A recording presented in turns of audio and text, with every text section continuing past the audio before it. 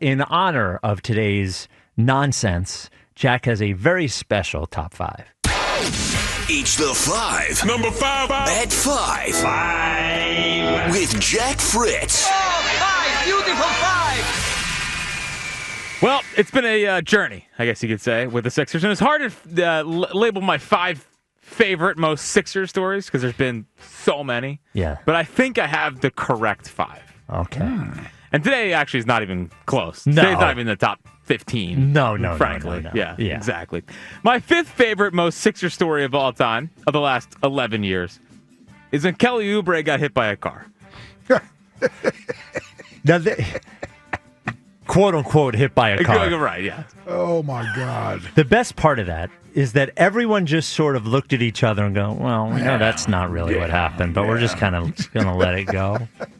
Oh, the ring footage. Oh, my God, of him rushing into the house with the bike. Oh, my God. It was unbelievable. Yeah. I need to know what happened. That was so bad. I almost don't want to know what happens. Yes. It's like. It can't live up to it, almost. Yes. You mean there's no camera in the Anywhere. middle of Philadelphia? You're right. No one saw this. No one at all. We had talked about, at some point, we'll have Kelly Oubre on the podcast, and I've asked myself, Do you go back? I got to ask him. Well, you have to. Yeah, I don't know, There's man. no chance he gives you any real answer. No. Yes. But I need to. How could I not ask? No, you asking. Yeah. And I love the fact that we all just decided just to act like it doesn't exist Yeah, anymore. it's like, nah, yeah. It's almost like, Well, he also got into a car accident in the playoffs. yes, Well, yes. I'm glad he's okay on that, because that was a real That was thing. Yes. that actually did happen. It's Plus, sort of he's got a problem with maybe public transportation is the way to go there, Kelly. asking Oubre about the accident is sort of like getting, like if you had gotten OJ on your podcast and gotten, so who do you think really did it? You know, Get rid of that guy. And OJ would be the only one that would answer. Or Yes. give you. He would throw it on somebody. Oh yeah. My 4th favorite most Sixer story of the last 11 years is when our guy, Mr. Rolls Out of Bed 20-10, was fighting fans up in Boston. Jahlil Jahlil Okafor. Okafor. Yeah. That's when we thought he was our guy.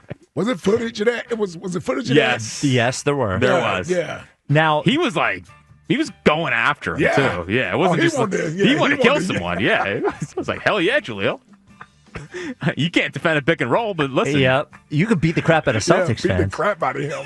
The thing, too, is that if he had ended up being a great Sixer, him fighting Celtics fans would have been a legend. Would have been legendary. Now, do you have the other Okafor things in this top 5? Or No, I figured we would just Okay. work them all into Well, I the was same gonna say, thing. yeah, because he had other stuff He also too. drove, 108 miles an hour over the bridge? All over the bend. Well, we had that. Yep. And then Not there the was. Ranger.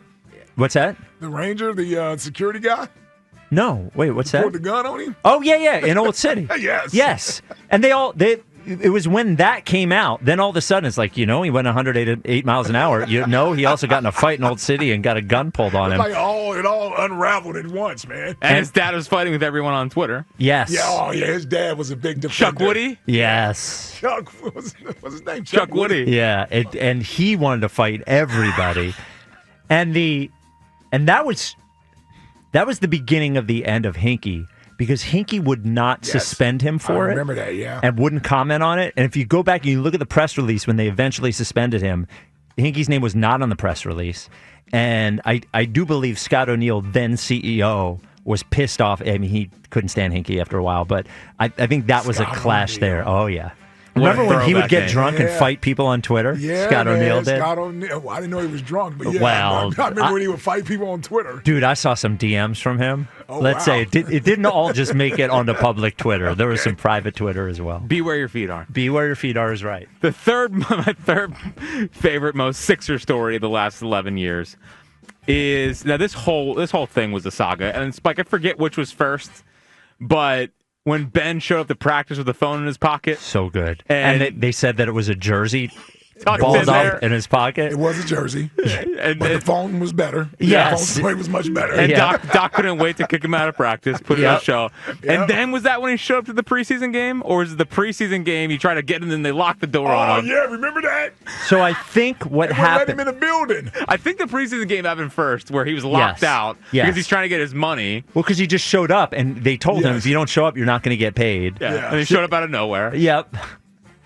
Dude, the Ben thing was... That Ben thing was a disaster. Was amazing. And as big a piece of crap as James Harden was, even getting James Harden for whatever the hell that guy was doing at that moment, honestly, in retrospect, seems like a miracle. Actually, the funny thing with James Harden, did we ever have any? Oh, the only thing we had with James Harden was he went to Vegas. Yes, the day before the playoffs. Something like that, yeah. And Doc said he knew. We lied. Yeah, but total liar. Yeah. But other than that, we didn't have a lot of off-the-court stuff with James Harden when he was here. Harden's not really an off-the-court guy. He's a go-to-the-club guy, but doesn't really ever get in trouble or anything like that. Is that when Doc said, yeah, we knew about it? Yeah. We were like, we encouraged him to go. Yes. Yeah. Like what? There wasn't anything here, but there was a thing in Houston with Harden where the report was that he had a guy like beaten senseless once, and that was not proven, but if you Google it, it's out there. There are certainly stories out there about it. Man, I can't even go there. Okay, all right. Number just 2. saying, he was intertwined with people in Houston that are very influential. Yeah, well, there was some Instagram picture of him in some guy's car, and in the cup holder there was a Glock. Yeah, sounds about right. with Harden. So yeah, Harden wasn't half as troublesome as the Ben Simmons thing was. I got to get paid. I got to show up to the Wells Fargo Center for a preseason Ben game. Simmons. And by the way, even though Joel has only played 3 games and didn't shoot a free throw in one of them, he has still shot more free throws than Ben Simmons this year. 10 more free throws than Ben Simmons, who has played 10 games. That's amazing. He is 6'10", one of the most athletic guys. Anyway, all right. My second favorite, most Sixer story of all time. And this one crushed me because I love this guy. But I think it's obvious Markelle Fultz forgetting how to shoot. And the whole saga showed up. Remember, he showed up for Chick-fil-A for the first pre-draft workout. Yep. He was horrible in the first pre-draft workout. Dude, when that dude showed up with that Chick-fil-A and his shoes in his hand, I'm like, hold on, man. What is this, high school? Yeah, we're like, what are we doing here? This is our first-round pick? And then the whole saga with the trainer called you guys, Carlin and Ike? Yeah. And then Colangelo came on and talked about HIPAA. HIPAA laws. The reason why you can't talk about it. I mean, Markelle Fultz forgetting how to shoot is about as Sixers as it gets. We had somebody send us pictures of Markelle in a South Jersey, I think it was like in a high school gym, like shooting a medicine ball or something, which obviously was not a good thing. And I remember seeing him. First of all, you're right. The sign was his workout. And everybody knew, by the way. Yeah. Everyone at the Sixers knew that something was wrong at the workout. And Colangelo still insisted on taking him, wouldn't trade the pick or anything like that after making the trade. And there was... Who told me? Somebody told me they went to a summer workout after he got drafted in L.A., and they had donuts and candy at the workout. That's dynamic. Now he's actually not in the league right now. What is he, 12? Yeah, well he was an immature 19 or whatever. Like, what is he, 12? He's not in the league right now. After becoming a playable guy. He actually did become a decent player. Yes. He got an extension. He did. I was happy to see him get an extension. A 3-year, $60 million extension, but now is not in the league. Yeah. But the shot was always janky. It never came back. Yeah. But he's a great player. Never bought into that. Bought it. Me and Carlin used to argue, screaming at each other about Markelle Fultz. He was a Fultz guy. He was a Fultz guy. He was a Fultz guy. Yeah. Now, he was not a Ben guy, though. He was anti-Ben, which he was right on. I was Brandon Ingram. Oh, right. What a time. Yeah. I do miss a time where we could debate draft picks, Sixers draft picks. Oh, man, we did it every year. Well, we might do it again this year. Yeah. Capture the flag, baby. Yeah. Capture the flag. But the number one most Sixer story of all Capture time. the flag. Yeah, you like that? Is not, I mean, it's unquestioned. There's Burnergate. I mean, oh, yeah. Burnergate's an all-time story. I don't think I've ever been more confused by something than that whole situation there. Gilio and I were on the air. Because that's when you were producing the night show with Gilio. I was like, Joe, I think we got to talk about this. It seems like it kind of read like a fake story. Yes. Right. It didn't seem real. Yeah. I woke, so I was asleep on the couch. I woke up. I looked at my phone. I read the story. And I said to myself, wait a minute. I am half asleep. If I read this, we're going to have to get up and do a podcast right now. I don't want to do it. So I just went to bed. I woke up and the story was still insane. I don't even know if it's as insane as we can even get. It's more insane than we can give it credit for that happened. And then remember, it took them 2 weeks to fire him. Yeah. They hired a law firm to investigate it. They tried to deny it. Yes. Yeah, they tried to deny it. Barbara Bottini. Bottini. His wife. Yeah. God Find bless a her. new slant. Man, Yep. there was so much stuff that came out Those of are that. normal collars. Yeah. Now, so the guy that wrote the story was Ben Dietrich, who wrote for The Ringer. Yeah. He never revealed who the source was who told him. He said it was an anonymous Twitter user. The rumor is that it is a guy named Lance Pearson. So Lance Pearson worked for Hinkie at the Sixers, had never worked for an NBA team before. He was like an analytics and coaching guy or whatever. I think he worked at Navy before that. But after they fired Hinkie, they kept him on. And I guess he hated Colangelo the entire time. The rumor, I never got confirmation on this, but most people believe that the person that gave that story away was Doc Pearson, was Coach Lance Pearson. Yeah. Love it. Yeah. So they Unbelievable. I think some honorable mentions, Zaire Smith. I was going to say the sesame allergy. The sesame allergy. He almost died. And drafting Bridges, and having him wear the Sixers hat for 10 minutes. Yep. His mom worked for the team. Yep. Man, they are unbelievable.